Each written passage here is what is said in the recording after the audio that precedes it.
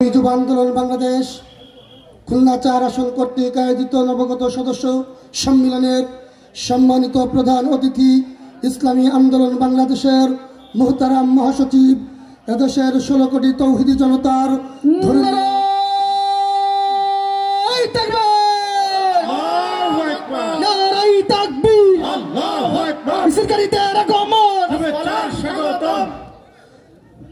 লক্ষ কোটি তৌহিদি জনতার ধর্মীয় আধ্যাত্মিক রাহবার ইসলামী আন্দোলন বাংলাদেশ কর্তৃক আগামী জাতীয় সংসদ নির্বাচনে খুলনা ৪ আসনের সংসদ সদস্য পদপ্রার্থী অধ্যক্ষ আলহাজ হাফেজ মাওলানা ইউনুস আহমদ ও বিভিন্ন স্তরের দায়িত্বশীল বৃন্দ আপনাদের সকলকে জানাই ইসলামী আন্দোলন বাংলাদেশ খুলনা ৪ আসনের পক্ষ থেকে আন্তরিক শুভেচ্ছা এবং বিপ্লবী অভিনন্দন। আপনারা জানেন ইতোমধ্যে দীর্ঘদিন এই জাতি একটা নির্বাচনের আশায় বুক বেঁধে অধীর আগ্রহের অপেক্ষা গুনছিল। এই জাতির মধ্যে একটা প্রত্যাশা তৈরি হয়েছিল যে এই দেশের ইসলামপন্থীরা ঐক্যবদ্ধ হলে এই জাতি ইসলামপন্থীদেরকে বরণ করবে।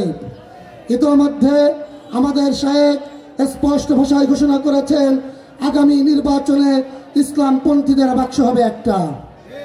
সুতরাং জাতি এখন নতুনভাবে স্বপ্ন দেখতে শুরু করেছে। আগে একটা সময় আমরা নির্বাচনের কথা বললে, ভোটের কথা বললে কিছু মানুষ বলতো তোমরা নির্বাচন করবা ভোটগুলো পাচাবার জন্য। এখন আমরা রাস্তা দিয়ে হেঁটে গেলে মানুষ আমাদেরকে আশার বাণী শোনায় যে আপনারা আরো অগ্রসর হন, ইনশাআল্লাহ আগামীতে আপনারা রাষ্ট্রীয় ক্ষমতায় যাবেন। তো ইসলামী আন্দোলনের মুহতারাম মহাসচিব অধ্যক্ষ ইউনুস আহমদ যদি আগামী জাতীয় নির্বাচনে খুলনা ৪ আসনে নির্বাচিত হয় তাহলে ইনশাআল্লাহ খুলনা ৪ আসনকে আমরা জনগণের সকল অধিকার প্রতিষ্ঠার ব্যাপারে আপনাদেরকে ওয়াদা করে যাচ্ছি। ১ নম্বরে আপনারা দেখেছেন এই যে দিঘলিয়া এবং এই নদী ভাঙ্গনের কারণে হাজার হাজার মানুষ আজকে বিপদগ্রস্ত। ইনশাআল্লাহ ইউনুস আহমদ যদি নির্বাচিত হয় আমরা পানি উন্নয়ন বোর্ডের মাধ্যমে এই নদী ভাঙ্গন রোধকল্পে বড় ধরনের বাজেট প্রকল্পের ব্যবস্থা করব। এবং এই দেশে আজকে আপনারা দেখেছেন দেশের জনসংখ্যার ৬৫% ছাত্র এবং যুবক। যে ছাত্র আর যুবকদেরকে কাজে ব্যবহার করে প্রত্যেকটা সরকার রাষ্ট্রীয় ক্ষমতা দখল করে দিন শেষে বেকারত্বের অভিশাপ নিয়ে এই ছাত্র আর যুব সমাজ অভিশপ্ত জীবন অর্জন করে। আগামী জাতীয় নির্বাচনে ইউনুস আহমদ যদি নির্বাচিত হয় খুলনা ৪ আসন থেকে সর্বোচ্চ পর্যায়ের বেকার যুবকদের কর্মসংস্থান তৈরি করা হবে। আপনারা ইতিমধ্যে দেখেছেন ৫ই আগস্টের পরে সারা বাংলাদেশ কঠিন ক্লান্তি লগ্ন পার করছে।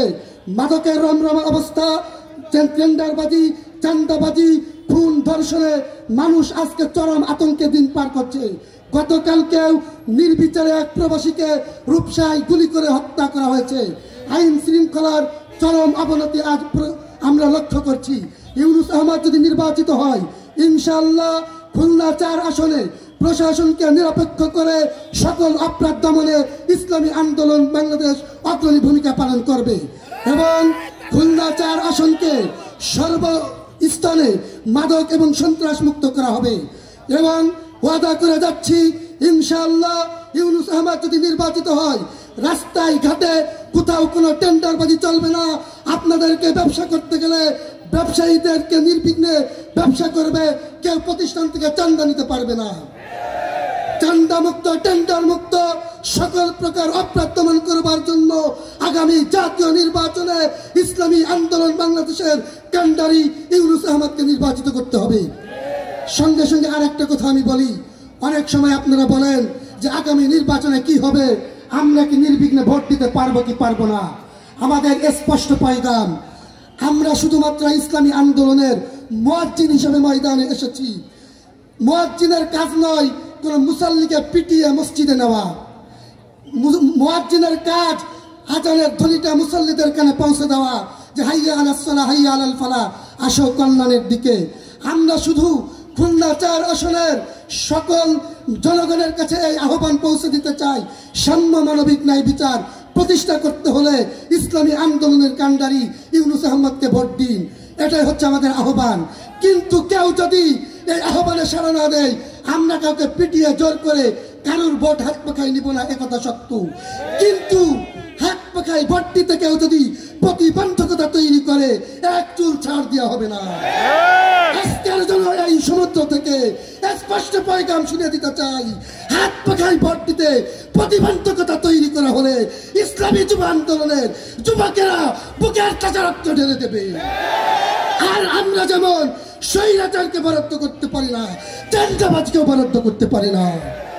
আগামী নির্বাচন হবে জনগণের অধিকার প্রতিষ্ঠা নির্বাচন।